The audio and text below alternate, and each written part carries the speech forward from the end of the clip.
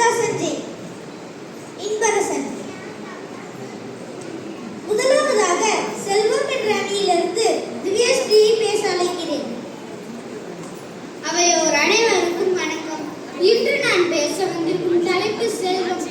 ஐயா, 4 பேர் நம்மளை திரும்பி பார்க்கணும்னா பைத்தியக்காரனா இருக்கணும், இன்னும் பணக்காரனா இருக்கணும். அவங்க சொல்றது புரியலையா? நாங்கெல்லாம் பணக்காரங்க, நீங்கெல்லாம் யாரு அப்படின்னு கேட்குறாங்க. மதிப்பு மரியாதை தேவைன்னா கண்டிப்பா நம்ம பணக்காரனா தாங்க இருக்கணும். உழைத்து வரும் அப்பாவின் சட்டையில் வரும் வியர்வை வாசனை சமையலறை மசாலா டப்பாவில் ஒழித்து வைத்து நமக்காக எடுத்து தரும் அம்மாவின் பாசம், ஆசை அடக்கி தன் வருமானத்துக்குள் செலவு மனைவியின் நேசம், தேவைக்கு மட்டும் நம்மை தேடி வரும் உறவுகளின் வேஷம், இவை அனைத்தும் உணர்த்தும் பணத்தின் அவசியம். ஐயா மாட்டாங்க, மொத்தத்துல பணம் 10 செய்யணும், அது இல்லைன்னா நம்ம சொந்த வச்சு செய்யலையா. ஸ்டார் ஹோட்டல் சாப்பிடுவோம், கோடி கணக்கில் வச்சிருக்காங்க. அப்போ நான் வீட்டில் இட்லி சாப்பிடுவாங்க. எனக்கு இட்லியே காசுன்னா நம்ம 4 பேர் பின்னாடி போவோம், அதே காசுன்னா 4 பேர் நம்ம பின்னாடி வருவாங்க. கடவுளுக்கும் அது தெரியுமாப்பா. ஐயா, இந்த பாட்டை கொஞ்சம் கண்டினியூ பண்ணுங்களேன். கதவுக்கு மேலே கணம்பயர் இருந்தால் அவனும் ஒன்றாகும். வரவுக்கு போகும் பொருளை எடுத்து வறுமைக்கு தந்தால் வருமங்களா. கூட்டுக்கு மேலே கூட்டை போட்டு கூட்டி போட்டால் கருமங்களா. காசே தான் கடவுளப்பா, அந்த கடவுளுக்கு அது தெரியுமாப்பா. ஐயா, தேவைக்கு உழைப்போம், இதை சேவைக்கு கொடுப்போம். இந்த அன்பு எனும் விதை வளரட்டும் மரமாக, அதற்கு பணம் வேணும் வரமாக. உலகம் அமையது பணமின்றி என்று கொடுத்த வாய்ப்புக்கு நன்றி கூறி விடைபெறுகிறேன். நன்றி, வணக்கம். அருமையா பேசுனாங்க நம்ம திவ்யஸ்ரீ. இவங்களுக்கு பதில் சொல்ல கல்வி என்ற அணியிலிருந்து ரோஷினியை பேச அழைக்கிறேன்.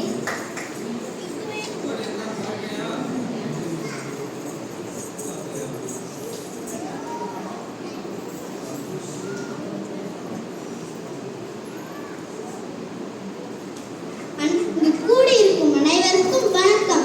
ஏழை மாணவர்களுக்கு தேவை கல்வி மட்டுமே என்ற முறையில் பேச வந்திருக்கிறேன். நடுவர் அவர்களே, அல்ல குறையாத அட்சய பாத்திரம்தான் கல்வி.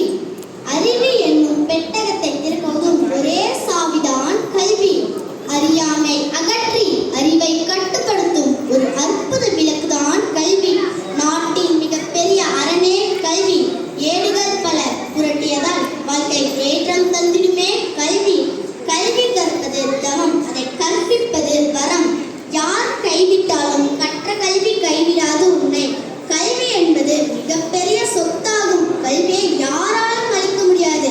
கல்வி கண் போன்றது, நாட்டிற்கும் சமுதாயத்திற்கும் பயன்படும். நாம் அதை கற்கிறோம். கற்றோர்களுக்கு சென்றவிடமெல்லாம் சிறப்பு என்று சொல்லி என் உரையை நிறைவு செய்கின்றேன். நன்றி, வணக்கம். யார் உன்னை கைவிட்டாலும் கற்ற கல்வி கைவிடாதுன்னு அடிச்சு சொல்லியிருக்காங்க நம்ம ரோஷினி.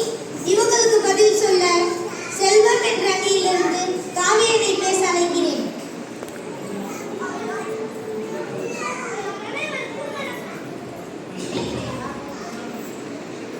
அவையோர் அனைவருக்கும் வணக்கம். ஐயா, பணம் என்பது நாம் பிறக்கும் போதே நம் கூட இருப்பது. எப்படின்னா, பர்த் சர்டிஃபிகேட் வாங்கக்கூட பைசா, அதை கொடுத்தாக கையெழுத்து போடுறாங்க நைஸா. குழந்தை 3 kg கூட இருக்காது, அதை 3 kg போடுறதுக்கு கூட காசு தாங்க ஐயா. கொஞ்சம் வளர்ந்தா ஸ்கூலுக்கு அப்புறம் காலேஜுக்கு அப்புறம் மேரேஜ். காசு இருந்தாலும் ப்ரெஸ்டீஜ், காசு இல்லைன்னா வேஸ்டேஜ். கடைசியில் உயிர் போகும்போது கூட காசு தான், உடம்பு வேகும்போது கூட காசு தாங்க ஐயா. எல்லாரும் கேட்பாங்க, கடைசியில் நீ என்ன எடுத்து போக போறேன்னு கேட்பாங்க. பர்த் சர்டிஃபிகேட்லேருந்து டெத் சர்டிஃபிகேட் வரைக்கும் காசு தாங்க ஐயா. பணம் இல்லைன்னா நமக்கு ஒன்றுமே இல்லை. கொஞ்சம் பார்த்து தீர்ப்பு சொல்லுங்க நடுவரையா என்று கூறி என் உரையை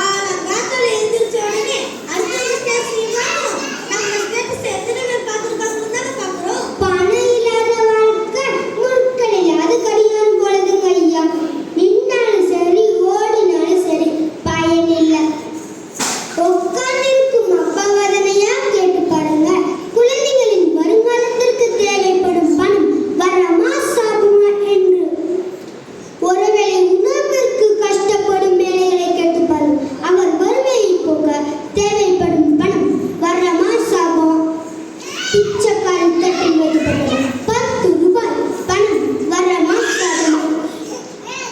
முதியோர் கையில் மாதந்தோறும் 1000 ரூபாய் பணம் வரமா சாதமா. நமக்கு பென்ஷன் வருமா இல்லையா? அதை நீங்க தான் சொல்லணும். ஏழை மன்னன் எட்டி பிடிக்கும் கல்வி கடன் வரம். ஆபத்து காலத்தில் கொடுக்கப்பட்டுள்ள 100 ரூபாய் 100 கோடி வரம். அடிமைத்தனத்தை நீக்கியது பணம். அதிகாரத்தை கொடுத்தது பணம். இன்பத்தை கொடுத்தது பணம். வறுமையை ஒழித்தது பணம். தலை நிமிர்ந்து வாழ வைத்தது பணம். ஐயமில்லை பணம் வரந்தான் ஒருபோதும் வராது வறுமை ஓடிடும் பகைமை. வெள்ளத்தங்க முன்னே நீ அலங்காரம் பண்ணி ஆகுதுண்டு. அன்றாட விலைகளுக்கு நீ அணிவேண்டிருந்த நீ ஆவதாரமா போகணும். பணத்தை கட்டு கட்டா வச்சிருந்தா கஷ்டமின்றி வரணும். பணத்தை கையில விட்டுட்டா கஷ்டப்பட்டே சாகணும். உயிரே இல்லாத பணம்னா உயிர் வாழ இருக்கு. பணத்தை எண்ணி எண்ணியே கணக்கு தொடங்குது. பணத்தை தேடி தேடியே மனுஷ வாழ்க்கை முடியுது. அநாத குழந்தைகளின் பட்டினி சாவு. ஆகாரம் தேடி பிச்சைக்காரன் சாவு. இளைஞர்களின் எதிர்கால லட்சியம். ஈகை பண்பு இல்லாத வாழ்க்கை. உரிமைக்காக எழும் குரல். ஊனமுற்றோரின் அகல நிலை. எளியோரின் எஞ்சிய வாழ்க்கை. ஏழைகளின் கல்வி கனவு. ஐநா சபை இந்தியாவின் வளர்ச்சி. விவசாயம் தற்கொலை. ஓட்டை குடும்பம் இருக்கும் நிலைதானையா? பணம் இருந்தால்தான் நீ நிலை வரும். அதை கொடுக்கும் குணம் இருந்தால்தான் குறைக்கு. தேவை குளிப்போம் இது சேவை கொடுப்போம். இந்த அன்பு எனும் இதை வளரட்டும் மரமாகும். உலகம் அமையாது பணமின்றி என்று கொடுத்த வாய்ப்புக்கு நன்றி கூறி விடுகிறேன். நன்றி, வணக்கம். அதாவது ஒரு ஏழை மாணவன் படிக்க கூட காசு ரொம்ப முக்கியம் சொல்லி நம்ம ஹேமந்த் சொல்லியிருக்காங்க. கடுகு சிரித்தாலும் காரம் குறையாது அப்படின்றதுக்கு எடுத்துக்காட்டு நம்ம ஹேமந்த்.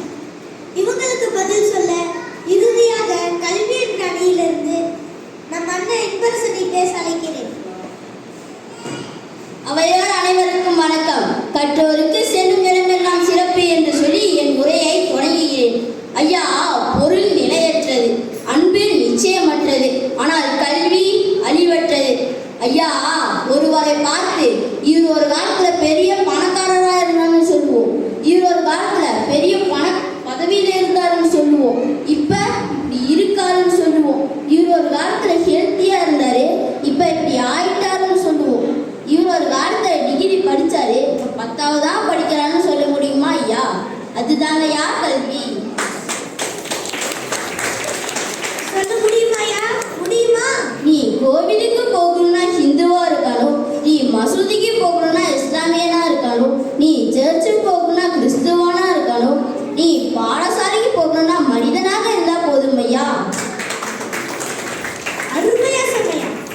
கல்வி ஏழைகளுக்கு செல்வம், செல்வந்தர்களுக்கு அணிகலன், பெண்களுக்கு பாதுகாப்பு. இதனால்தான் பேரறிஞர் பிளாட்டோ படிக்காமலே இருப்பதை விட பிறக்காமல் இருப்பதே மேலென்றார். பெற்ற பிள்ளை கைவிட்டாலும் கற்ற கல்வி உன்னை கைவிடாதென்றார் மகாத்மா காந்தி. இதனால்தான் கல்வியே சிறந்த